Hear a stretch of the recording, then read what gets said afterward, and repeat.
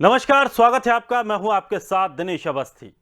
संभल में भारतीय किसान यूनियन असली की अगुवाई में हुई संयुक्त किसान मोर्चा की महापंचायत में 25 सितंबर को भारत बंद का ऐलान किया गया है। तय हुआ कि बाजरा और मक्का आदि फसलों की खरीद सरकारी रेट से कम होने पर किसान बगावत करेंगे। यूपी में किसानों के लिए टोल फ्री कराने और आलू का मूल्य लागत में 1.5 गुना मुनाफा शामिल कर दिलाने और 20 अक्टूबर तक गन्ना मूल्य भुगतान नहीं देने वाली चीनी मिलों में तालाबंदी करने का फैसला लिया गया। महापंचायत में बाजरा 2200 रुपये क्विंटल से कम पर बिकने पर मंडियों में बाजरा भरने का ऐलान हुआ। संभल में बिजली घर के सामने मैदान में भारतीय किसान यूनियन असली के राष्ट्रीय अध्यक्ष चौधरी हरपाल सिंह के बुलावे पर महापंचायत में एक किसानों का हुजूम उमड़ा। महापंचायत में संयुक्त किसान मोर्चा के बलबीर सिंह राजेवाल, गुरनाम सिंह चड़ूनी, सतनाम सिंह, मनोज सहरावत, स्वामीनाथन आयोग के सदस्य अतुल कुमार अंजान समेत देश भर के कई किसान नेता जुटे और ये कहा गया कि पंजाब और हरियाणा की तरह उत्तर प्रदेश में भी किसानों को काले कृषि कानून वापसी और एमएसपी पर खरीद गारंटी कानून के लिए आंदोलन तेज करना है। साथ ही कहा गया कि नस्लें और फसलें बचाने के लिए आंदोलन किसान को जरूरी है। भारत बंद को सफल बनाने के लिए गांवों को शहरों से जोड़ने वाली सड़कों पर किसान धरना देंगे। किसान नेताओं ने मांग उठाई कि न्यूनतम समर्थन मूल्य से कम पर अब खरीद को अपराध की श्रेणी में शामिल किया जाए और ऐसा करने वाले दोषियों को जेल भेजा जाए। महापंचायत में किसान नेताओं ने कहा कि उत्तर प्रदेश में भाजपा को सबक सिखाने के लिए भाजपा नेताओं को काले झंडे दिखाए जाएं। किसानों को बगावत करनी होगी। प्रधानमंत्री की कुर्सी का जो रास्ता है वो उत्तर प्रदेश से होकर ही गुजरता है और ये रास्ता बंद करना होगा। महापंचायत में सपा सांसद डॉक्टर शफीक उर रहमान बर्क भी समर्थकों के साथ पहुंचे। हालांकि उन्हें मंच के बजाय खास मेहमान के तौर पर पांडाल में सबसे आगे बिठाया गया। लेकिन अब सवाल ये है कि आखिर फिर से अचानक उत्तर प्रदेश में ये किसान आंदोलन के लिए कहां से सक्रिय और कैसे हो गए। तो इसका जवाब तो शायद हर कोई बता सकता है, क्योंकि उत्तर प्रदेश में चुनाव होना है और ऐसे में जो दिल्ली में साल भर से किसानों का आंदोलन चल रहा है उसकी मेहनत का सही रंग यहां दिख भी सकता है। हालांकि सरकार अपना रुख पहले ही साफ कर चुकी है कि वो कृषि कानून में सुधार के लिए तैयार है, लेकिन कानूनों को वापस नहीं लिया जाएगा। अब ये देखना होगा कि क्या सरकार किसानों के सामने झुकेगी और कौन कौन से राजनीतिक दल किसान आंदोलन के सहारे अपनी अपनी रोटियां सेकेंगे। आज हम इसी विषय को लेकर इस कार्यक्रम में चर्चा करने वाले हैं। मेहमान हमारे साथ जुड़ेंगे। मेहमान हमारे साथ शशांक यादव जी, पूर्व एमएलसी समाजवादी पार्टी से, आलोक वर्मा है प्रवक्ता भारतीय किसान यूनियन से, राजीव उपाध्याय जी नेता बहुजन समाज पार्टी से, केसी जैन साहब नेता बीजेपी से। सभी मेहमानों का बहुत बहुत स्वागत है हमारे इस खास कार्यक्रम में। सबसे पहले मेरा सवाल शशांक जी आपसे है, किस तरह से समाजवादी पार्टी इस आंदोलन को लेकर देख रही है?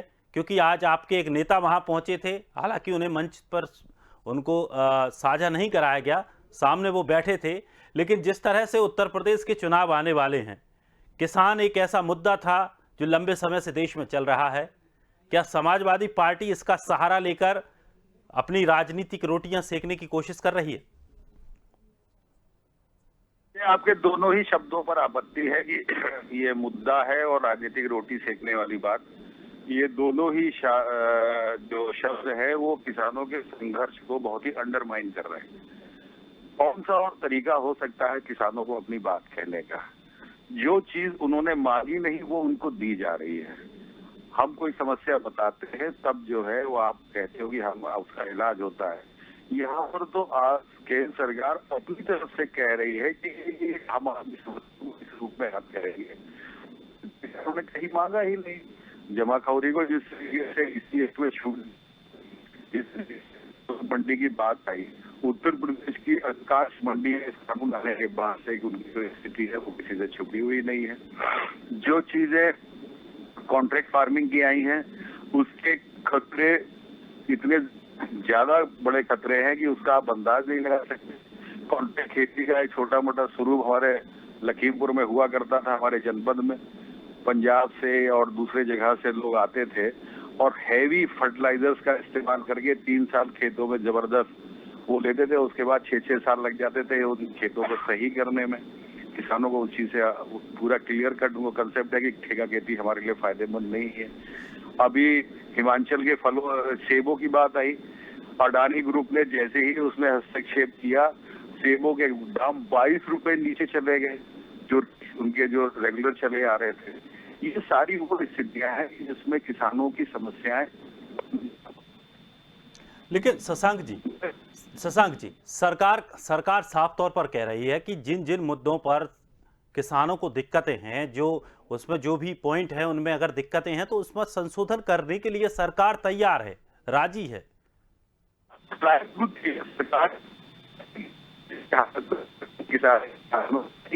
सरकार का क्लियर कट भी हुआ है, उसमें अपना स्पष्ट रूप से कह दिया आप संशोधन पे ही बताइए। किसानों का कहना है कि जो चीज हमने मांगी ही नहीं है वो हमें दी क्यों जा रही है, हमें ये कानून चाहिए ही नहीं। सरकार की चलिए तो कर रही है मुद्दे की। चलिए अब सही से एक बार पुनः मैं टीम से अनुरोध करूंगा कि मेहमानों को सही एक बार पुनः लाइन से जोड़ें और जिससे कि उनकी जो आवाज़ है वो सही तरीके से हमारे पास तक आ पाए। हमारे साथ केसी जैन साहब भी बने हुए हैं। जैन साहब, आप किस तरह से देख रहे हैं, क्योंकि चुनाव हैं उत्तर प्रदेश में और सीधा सीधा निशाना सरकार पर है, और इसको लेकर के जिस तरह से जो दिल्ली में पहले आंदोलन लगातार जो अभी तक चल रहा है, 1 साल उसको हो चुका है, उस आंदोलन को लेकर के यहाँ पर तैयारियां अब शुरू की जा रही हैं। तो अब किसानों को लगता है कि वहाँ कुछ नहीं कर पाए, यहाँ चुनाव हैं तो शायद यहाँ सरकार सुन पाए, तो पूरी तरह से बीजेपी की घेराबंदी की तैयारी की जा रही है। लेकिन सबसे बड़ी बात यह है कि किसानों की बात बीजेपी मान क्यों नहीं रही है, सरकार मान क्यों नहीं रही है?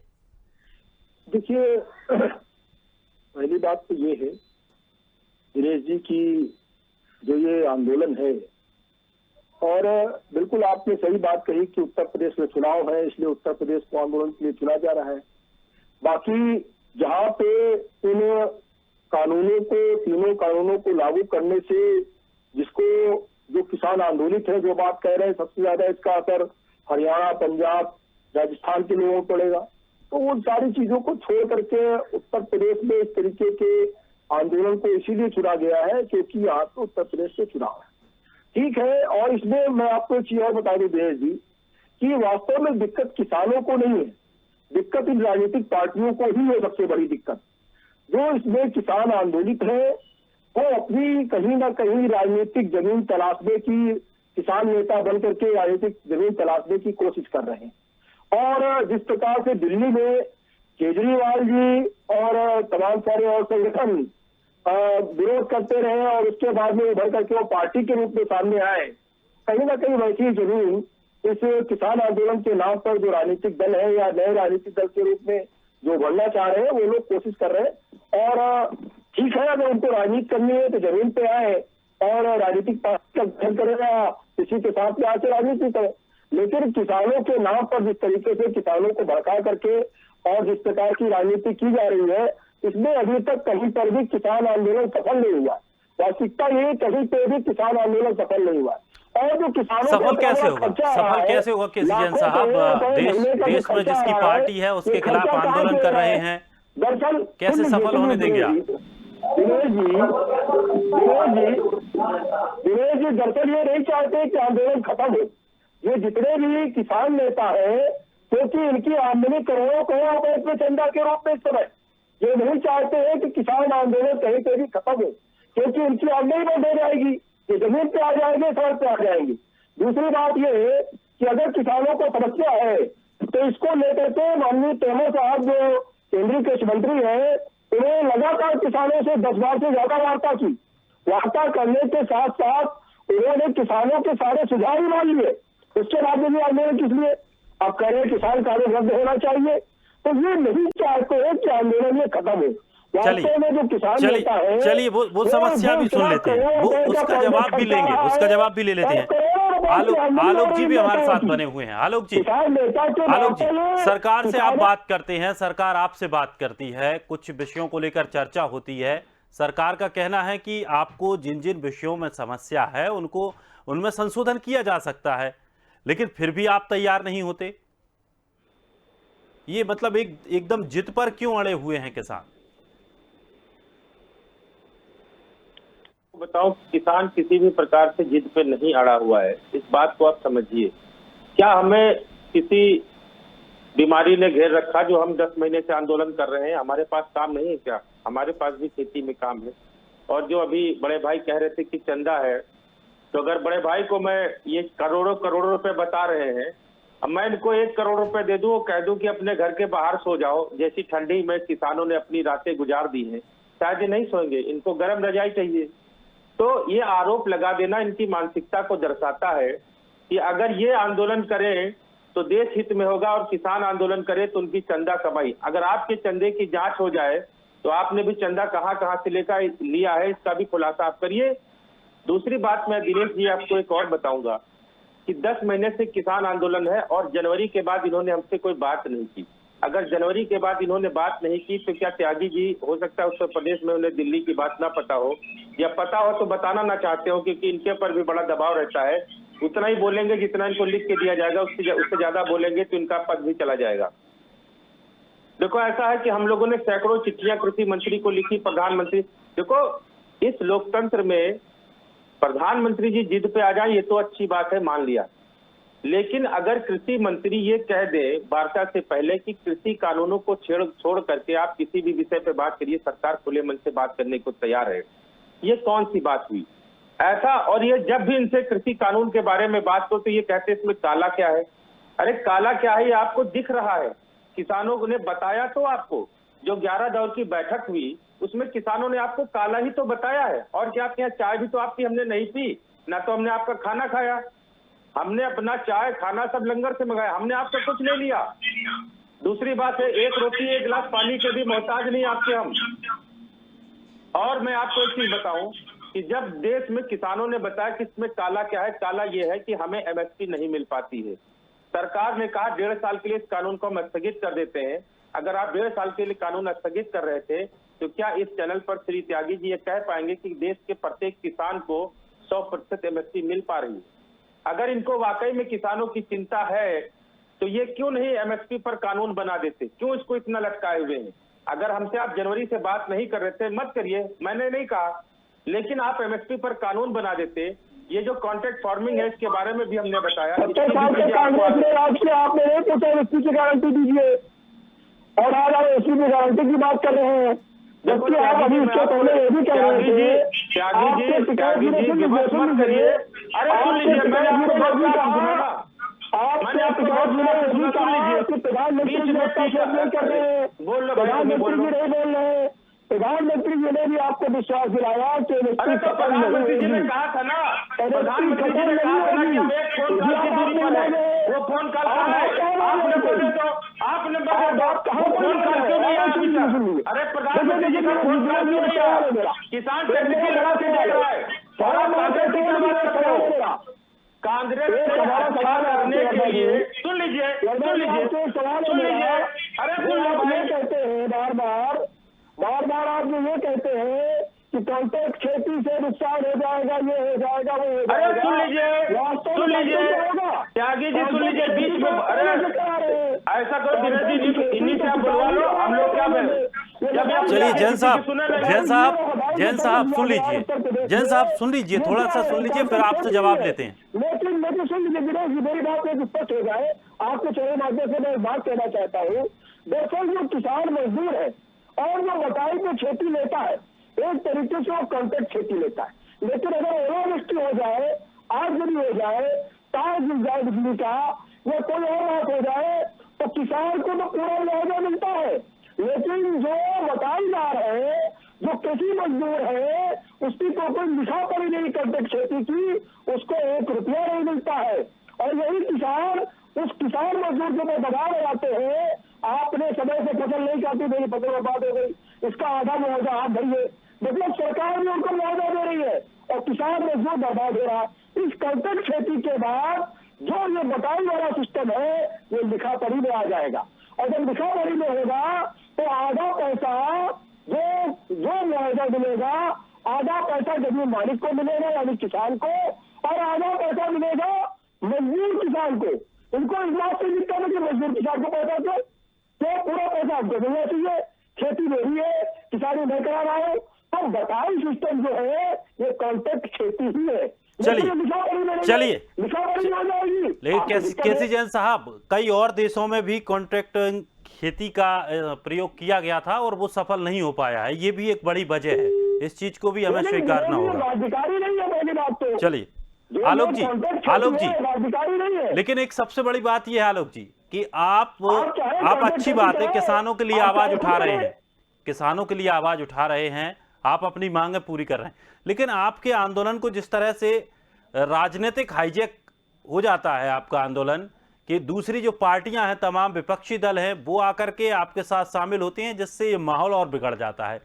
अब उत्तर प्रदेश में चुनाव होने वाले हैं और उत्तर प्रदेश में इस तरह की जो आप रणनीति बनाने की तैयारी कर रहे हैं, क्या इस बार फिर नहीं लगता आपको कि आपके इस पूरे आंदोलन को फिर राजनीतिक रंग दे दिया जाएगा? एक चीज बताइए आप, ये कहाँ राजनीतिक आंदोलन है? हमारे इस आंदोलन में आपको कौन से राजनीतिक दल का झंडा, टोपी, बिल्ला दिखा? आप सबसे पहले आप ये बता दो।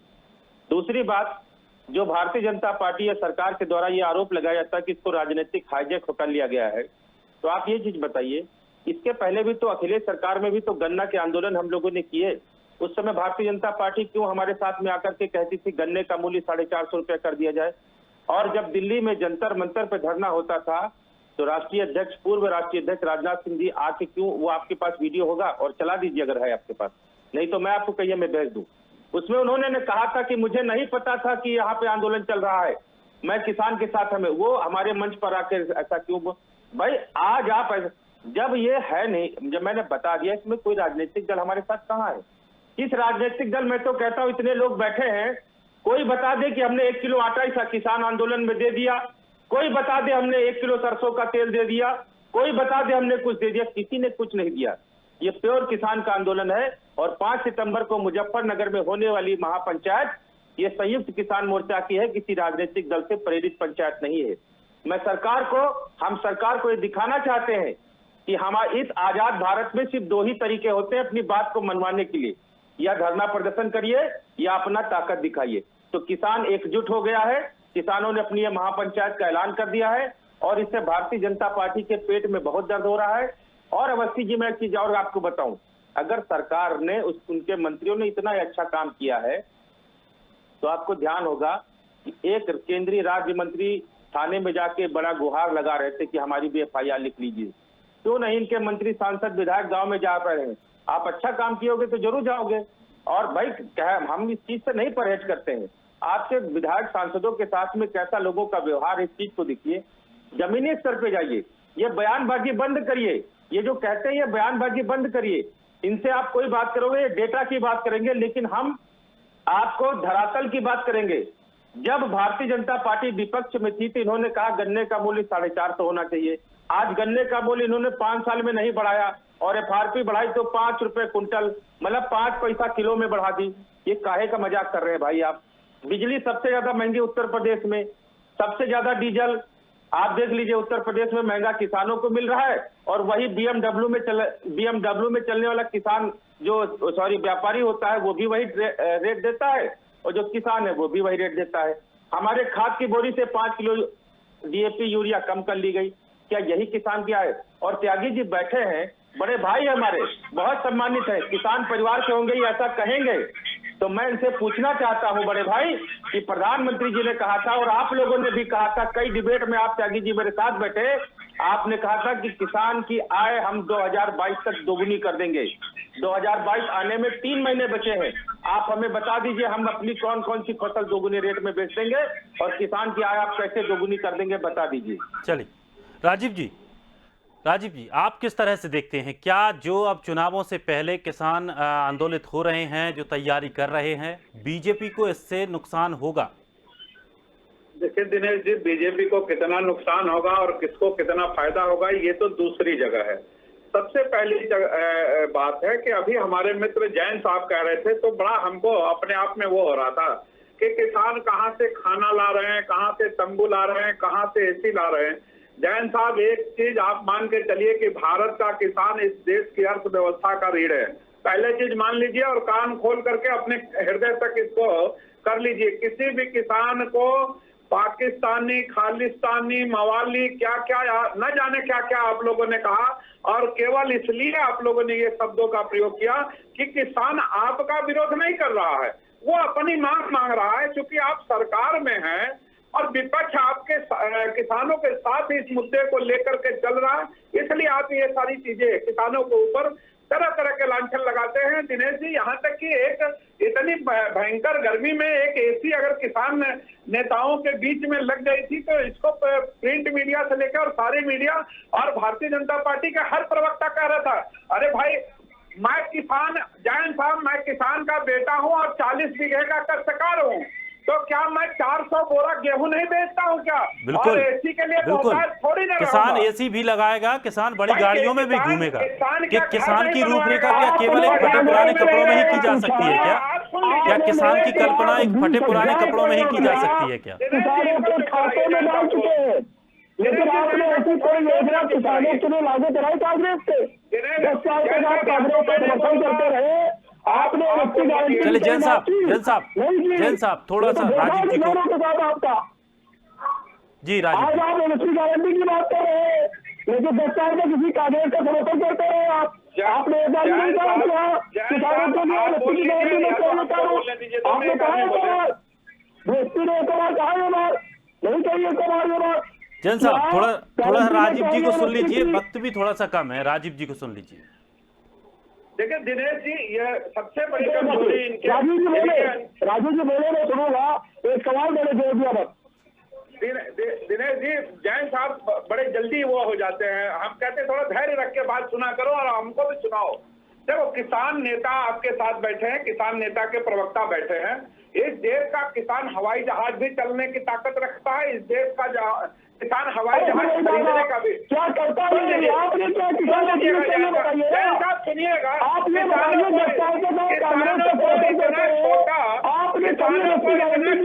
आकलन करने का प्रयास न करें कि किसान आपका तंबू उखाड़ करके फेंक दे।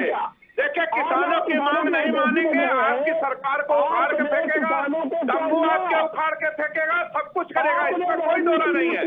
हर किसान चाहता है, शालीनता से सुनिएगा, शालीनता से जैन साहब सुनिए, अगर मुद्दा है तो सुनिए।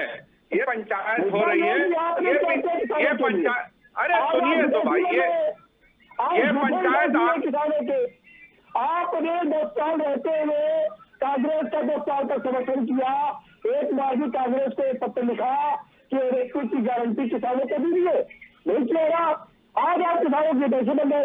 अरे भाई, हम तो किसानों के लिए जो चीज करना चाह रहे हैं, सुन लीजिए जैन साहब, सुनिएगा थोड़ा सा। हम तो ये कहना चाह रहे हैं कि कौन सा लोकसभा बड़ी है कि व्यापारी बड़ा है, ये पहले बता दीजिए। संसद बड़ी है कि व्यापारी बड़ा है? अगर कोई बिल संसद में पास नहीं है और उससे पहले वेयर हाउस बनाने की आप किसी व्यापारी को जमीन दे देते हैं और कहते हैं कि किसानों का अनाज और फल आप खरीद के, सुनिएगा, पहले सुन लीजिएगा पूरी बात को, फिर आप कहिए। अब सुनिए, पूरे हरियाणा के अंदर, पश्चिमी उत्तर प्रदेश के अंदर, पंजाब, आपकी सरकार ने ये जमीनें दे दी कि व्यापारी बना ले और किसान। अरे भाई, आप सुन रहे हैं, जब मैंने सुनोगे ना, सुनने सरकार में बाकी रहा, आज आप किसानों को बैठिए, आप बात का सही से जवाब दीजिए। सबसे ज्यादा गंदा भुगतान आपके समय में बाकी हुआ और माननीय उच्चतम न्यायालय ने निर्देश दिया, पहली बार उच्चतम न्यायालय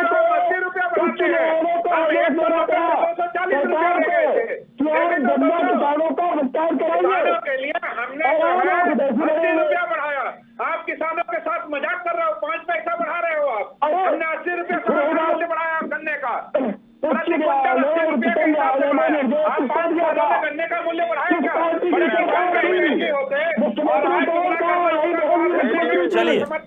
चलिए इस तरह की बहस का कोई मतलब नहीं है, इस तरह की बहस का कोई मतलब नहीं है।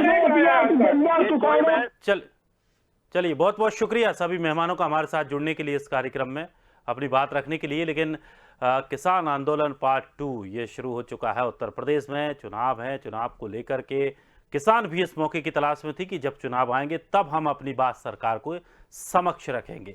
अब देखना यह है कि इसका क्या कुछ निष्कर्ष निकलकर सामने आता है। सबसे बड़ी बात यह है कि किसान जो हैं वो अपने आंदोलन को अगर राजनीतिक मंच बनने से बचा लेंगे तो शायद वो सफल हो पाएंगे, लेकिन अगर वो राजनीतिक अखाड़ा बन गया तो कहीं ना कहीं राजनीति में ही ये आंदोलन रह जाएगा। फिलहाल इस खास कार्यक्रम में इतना ही। ताजा तरीन खबरों के लिए आप बने रहिए